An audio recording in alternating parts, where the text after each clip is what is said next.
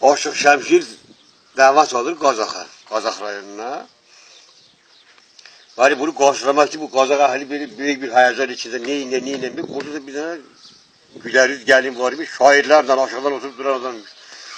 Deyir, mən qarşılayarım. Deyir, başı salala bizi rüsvay eləmək ilə. Deyir, başı nə iş, bu Aşıq Şəmşir aşığıdır, bu bulaq başında bunu qarşılamaq lazımdır. Bu bulaq başına gəlir. Gəlir, çadranı yerləri atır, böyle çadranı yeyir, gəlir, sağa iner bulaq başına.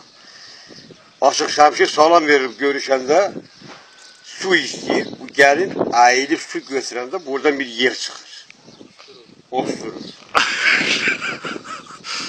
Aşıq Şəmşir deyir, əzizim nazlı gəlin, çadıralı nazlı gəlin, marifətim budurmu, dalın danışdı gəlin.